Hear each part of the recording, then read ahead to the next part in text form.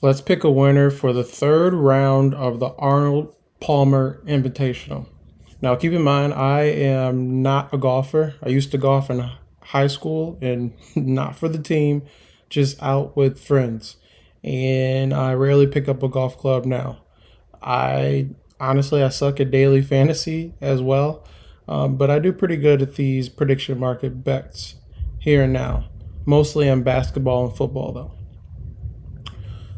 Looks like we're about to have the top of the leaderboard tee off here to begin the third round. So before they tee off, I want to show you the picks that I like to win the tournament. All right. I'm going to share my screen and we're going to go over the picks that I have currently, and then we'll discuss why I picked these guys. And it's actually pretty self-explanatory. Berger, who was the top of the leaderboard, right now he's at 13 under. And I have Batia. Batia, I actually had him in my daily fantasy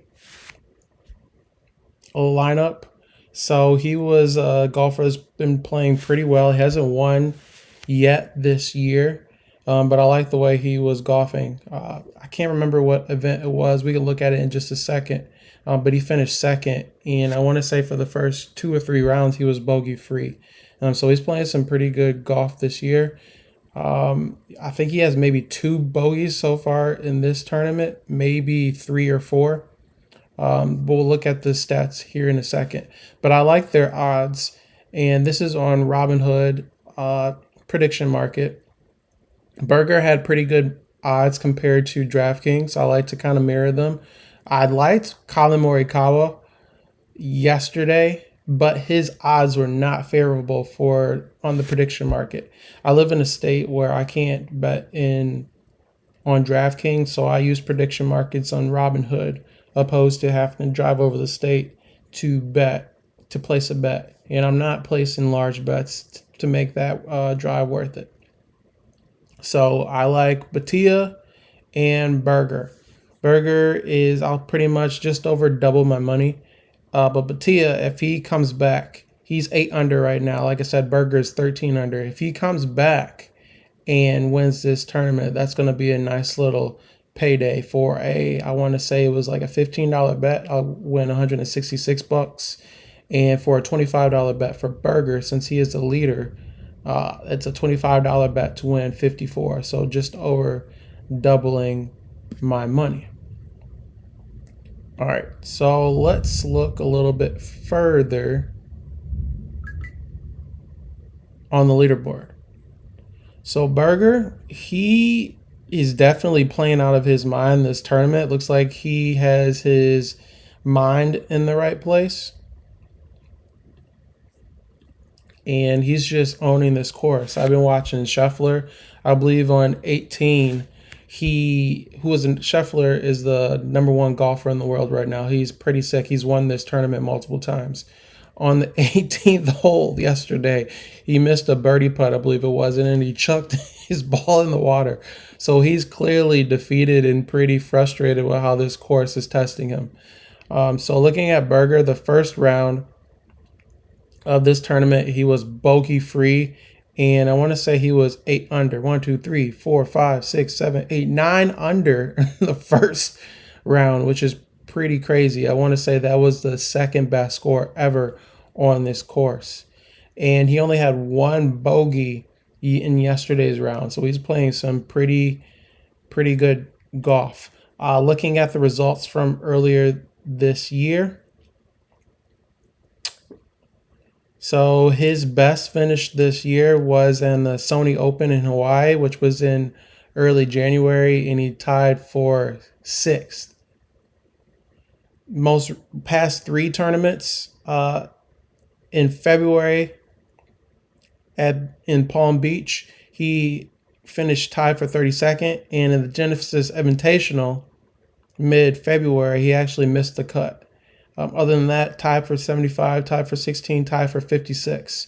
I believe he's won on the PGA multiple times, but this year he's just been pretty average. So the fact that he is a leader right now, a substantial leader, is pretty crazy. It looks like he worked over a couple things, past couple rounds, and maybe leading into this round, and he's really changed his game around, and he's really performing very well. So it's pretty cool to see. Whereas Batia, he's actually performed pretty well this year, and I think he can stage a comeback. Although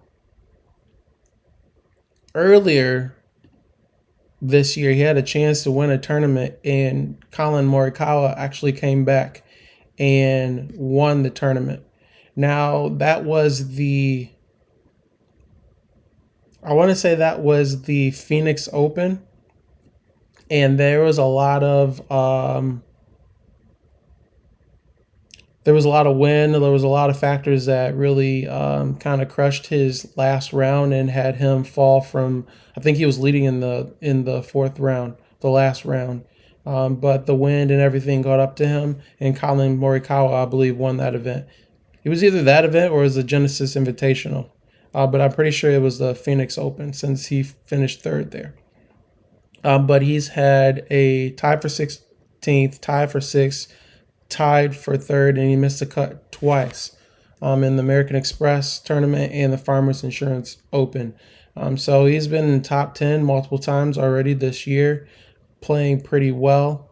And let's look at his scorecard for this tournament.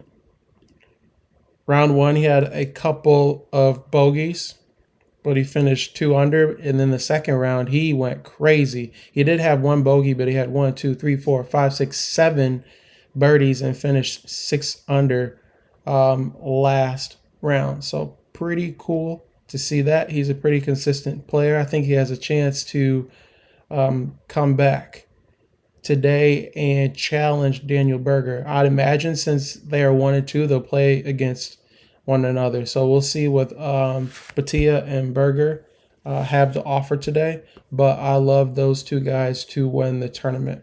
Colin Morikawa, going to have to look out for him. Ricky Fowler, someone I think he has the opportunity to put a nice round together. But Batia, as far as in the top 10, shot the best yesterday out of everybody, shooting a 66.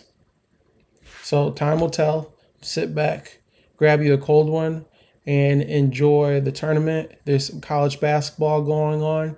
And in another video, I am going to show you guys a way too early NBA Finals picks, who I think is going to represent the Eastern and Western Conference. So make sure you check out that video. Look forward to that video. If you like this, like, share, subscribe, and I'll see you guys in the next one.